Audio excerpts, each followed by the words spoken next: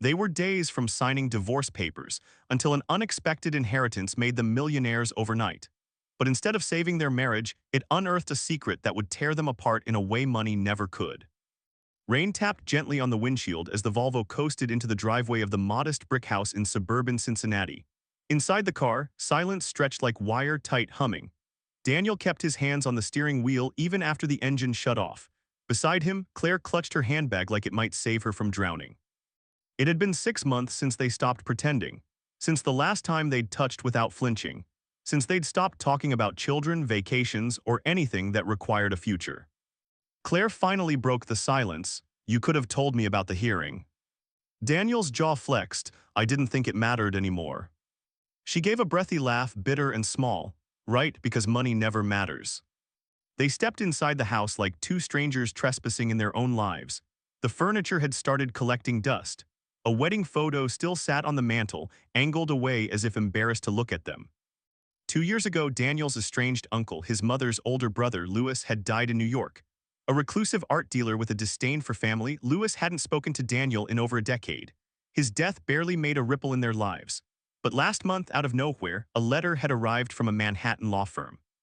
Louis had left everything to Daniel. Or at least the courts had recently ruled he had. There was a contested will, some confusion, but the ruling came in Daniel's favor. A gallery, a loft apartment, and a collection of post-war paintings conservatively valued at $6.2 million. Claire didn't touch the news when he first told her, just blinked and said, "So now you're rich." He had almost laughed, "We're rich." But the word had hung in the air like smoke from a match, sulfurous, thin, and already fatting. Tonight they sat at opposite ends of the couch. The television was on but muted. A reality show flickered across the screen. No one watched. Claire turned to him, "So what now?" Daniel didn't answer right away. He rubbed at the back of his neck. "I was thinking of selling the gallery." "Selling isn't that the whole value?" "It's in New York, Claire. We're not gallery people." She narrowed her eyes. "Speak for yourself." He turned to face her fully, the room suddenly smaller. "Come on, we both know we're barely speaking. The only thing holding us in the same room right now is a windfall neither of us earned." Claire stood up, her voice tightening. "You think this is about money, about who earned what? You've been disappearing for months, working late, sleeping on the couch. You left this marriage before I did." Daniel's face tightened. "You want honesty? Fine, I don't know what this marriage is anymore. Maybe this money's just the nail in the coffin." There it was, the quiet truth. Not shouted, not dramatic, just laid bare between them. Claire nodded slowly, blinking fast. "Then maybe it's time we start talking lawyers." Daniel didn't respond. He stared at the blank television screen, his reflection warped and ghostly in the glass. Neither of them noticed the missed call flashing on Claire's phone from the Manhattan law firm. They were about to learn that the money came with conditions. The inheritance wasn't money, not in the way either of them had expected. It was a lakeside estate in upstate New York, once belonging to Lillian's great-uncle Henry, an eccentric recluse neither had met in person. The man had died with no children, and after a decade-long probate nightmare between various distant relatives, the court finally handed down a decision. Somehow, impossibly, it all landed on Marcus and Lillian. They drove up to see it on a cold April morning, the kind where everything is still gray and soggy from winter. The house, if you could call it that, was a massive Victorian with sunken steps, a wraparound porch, and turrets like something out of a Gothic novel.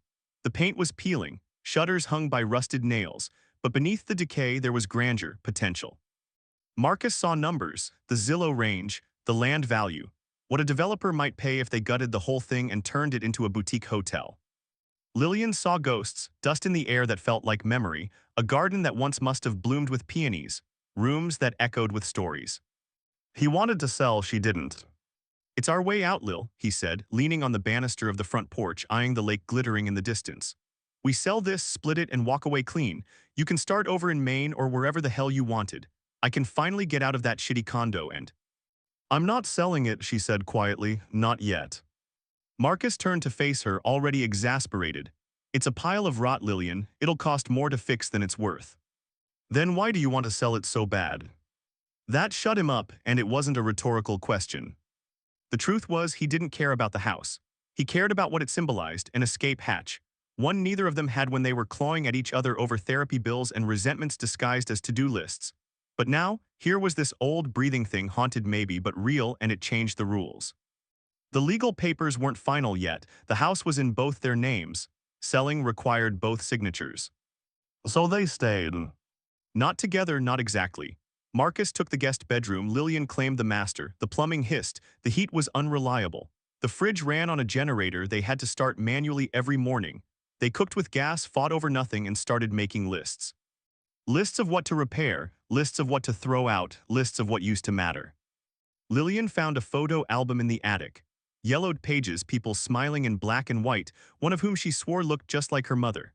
She sat with it for hours, wrapped in a wool shawl, forgetting the ache in her chest that Marcus had carved over the years. He walked in once, saw her crying over a picture of strangers.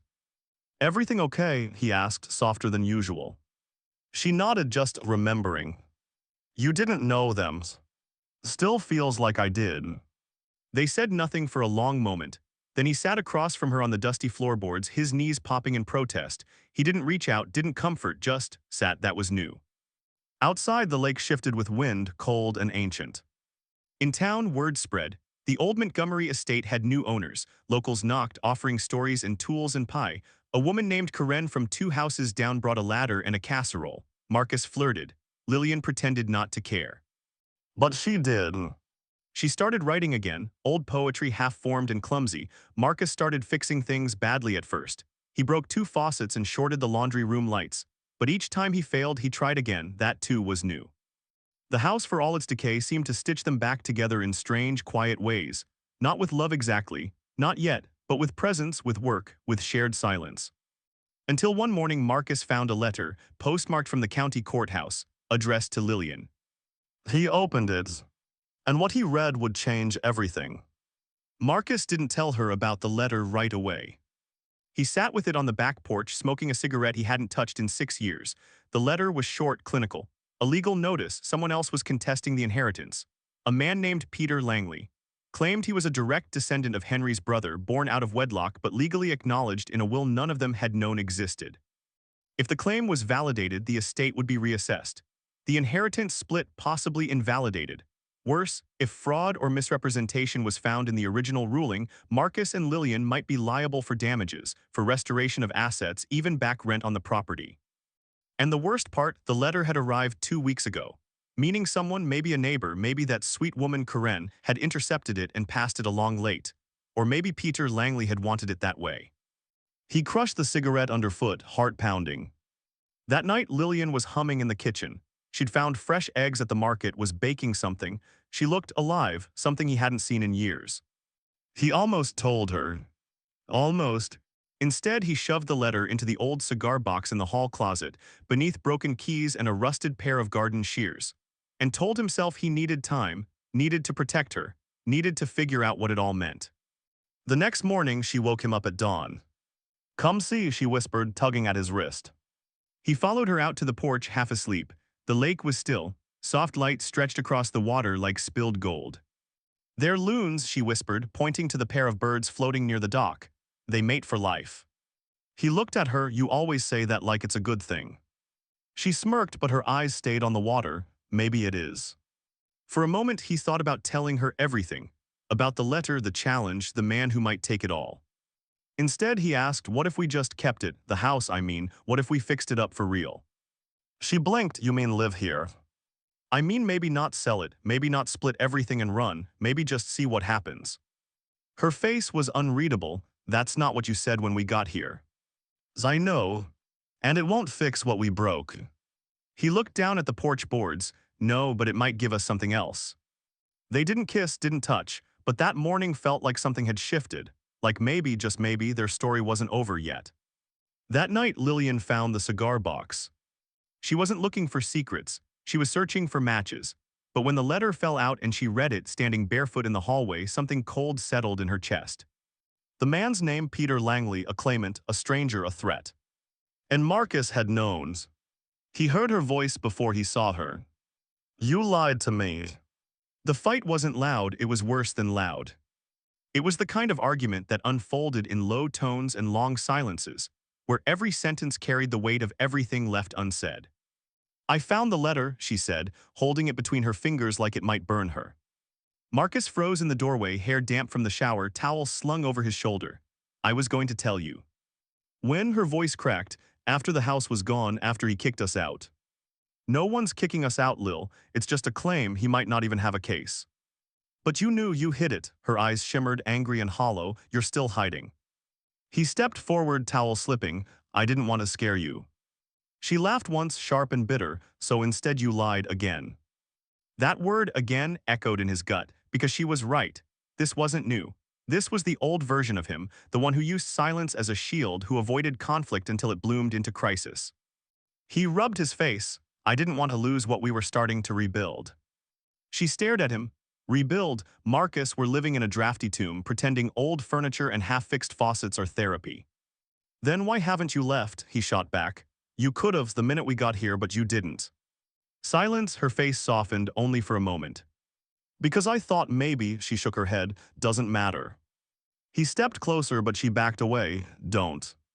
Lil, don't say my name like you still get to.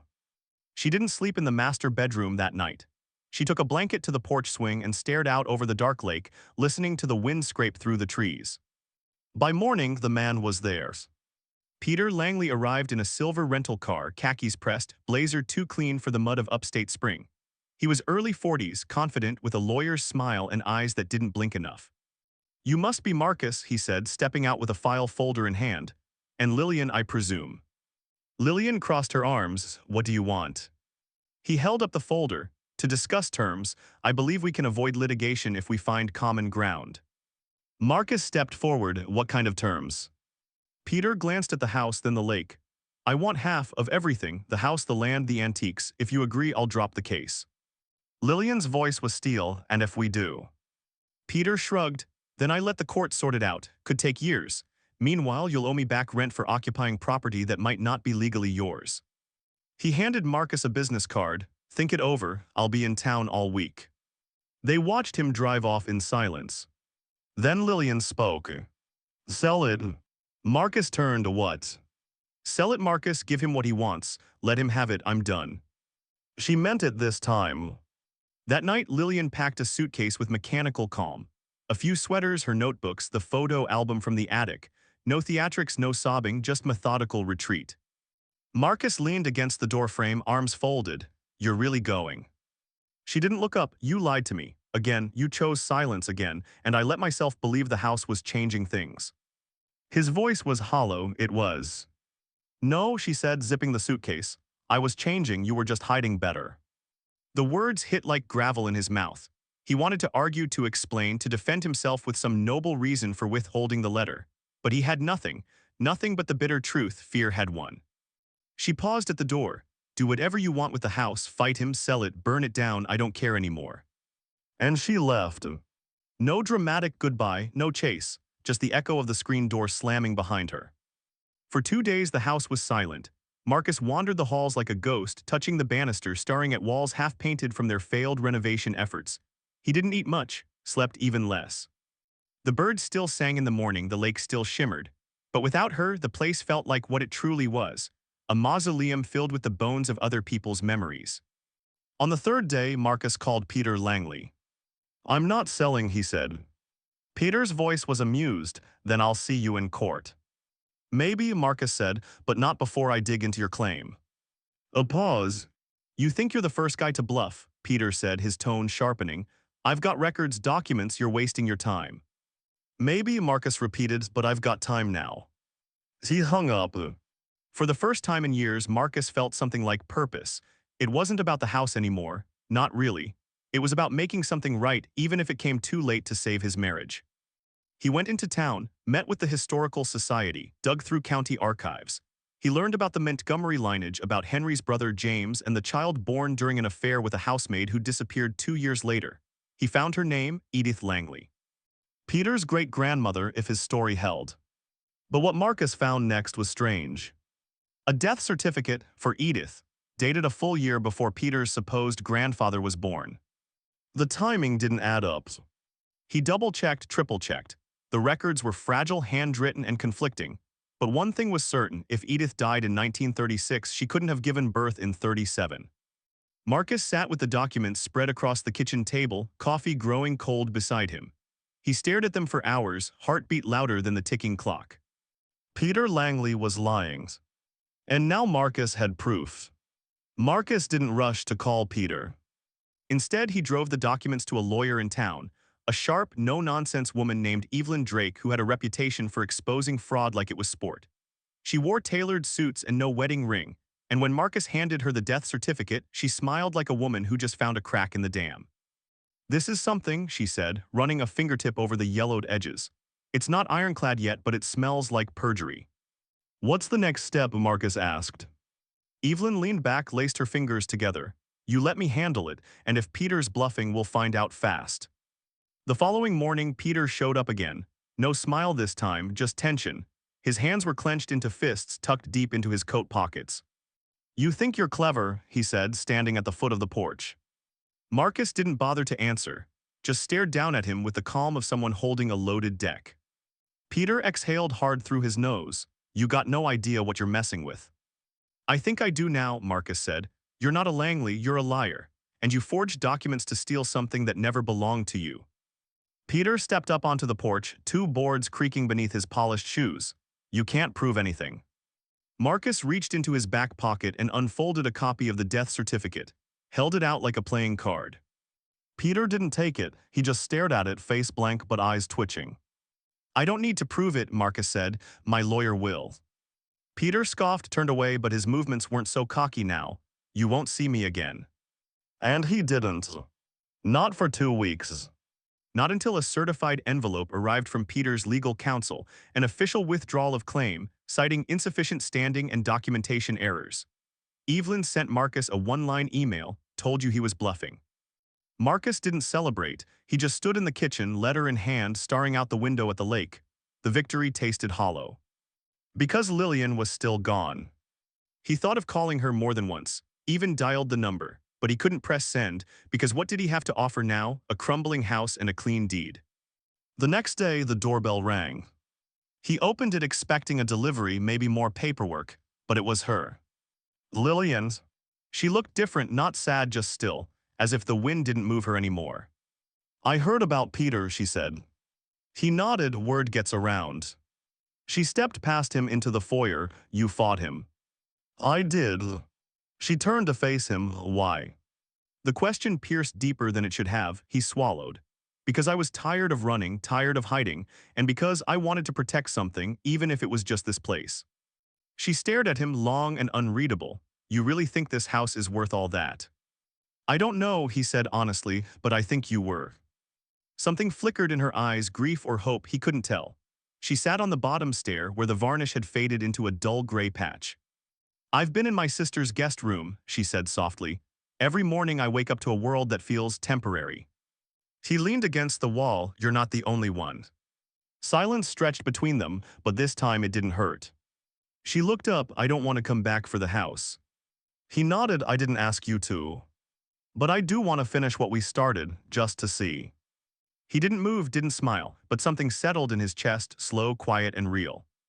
"You want coffee?" he asked. She nodded once. And just like that, they weren't strangers anymore. Spring came slow and muddy. The house groaned as it always had, stretching with the thaw, shedding its creaks like old skin. Marcus fixed the porch railing. Lillian painted the kitchen a soft, dusty blue. They argued about cabinet handles, laughed over a dead mouse found in the attic, and cooked side by side in silence that no longer stung. But it wasn't romantic, not yet. It was something more fragile, an armistice, a careful daily decision to stay in the room. They never spoke of reconciliation, not in the obvious sense. No dramatic confessions, no overnight transformation. Instead, they rebuilt shelf by shelf, window by window. In May, they hosted a dinner for the neighbors who'd helped. Corinne brought a rhubarb pie and gave Lillian a knowing look over wine. "You both survived the test," she whispered, not specifying which test she meant. After dessert, Marcus stepped out onto the porch. The lake was alive with frogs and the hum of night insects. He watched the water breathe. Lillian joined him a moment later, barefoot and holding 2 mugs of tea. She handed him one, leaned on the railing beside him. "I read your notes," she said after a while. "My notes?" "Your file on Peter, the court documents. You annotated them like a madman." He gave a sheepish smile. "I didn't want to miss anything." "You didn't," she sipped. "That's not the man I married." He flinched slightly, unsure whether it was praise or indictment. But then she added, it's someone better. They stood in silence, the night pressed soft against them, cool and forgiving. You ever think about selling? She asked. Sometimes, he admitted, when the plumbing backs up or I can't get the boiler to stop hissing. She laughed quietly. But then I think maybe this place gave us something we didn't know we needed. She nodded, a second draft. He turned to her, you want ones? She looked at him, long and searching. A second draft isn't a guarantee it's work. I'm not afraid of work anymore. That truth hung there, honest and unpolished. Lillian reached out and touched his hand, not out of habit, not to test the waters, but to connect, intentionally. I'm not either, she said. And it was enough. They didn't remarry, not right away. They didn't declare anything to friends or scribble some poetic ending to their heartbreak. What they did was more powerful than that. They stayed. Through the hot summer where the upstairs fan broke and they slept on the floor downstairs like kids. Through autumn, when Marcus slipped off a ladder and broke 2 ribs and Lillian fed him soup while lecturing him about old man bravado. And through winter when the snow came heavy and the lake froze thick enough to walk on. One night in the dead of January, Marcus found Lillian in the study, her notebook open, pen resting on the page. She'd written something and crossed it out, then written it again. He peered over her shoulder. What's that? She hesitated, then let him read. Not every fortune comes with a price, some come with a mirror. He stared at the words, is that about the house? No, she said, it's about us. He kissed her then, not like before, not with desperation or apology, but with presence, with recognition. And for the first time in years, Lillian kissed him back without fear. They never became rich, not in the headline sense. The house drained their savings and they both took jobs in town, Marcus doing part-time inspections, Lillian teaching creative writing at the community center. But every day they woke in a home they'd fought for. Every evening they walked the shoreline and spoke about the day like it mattered. The inheritance had nearly torn them apart. But it was the choice, what to do with it, how to live with its weight, that pulled them back together. Not because of what they gained, but because of what they refused to lose.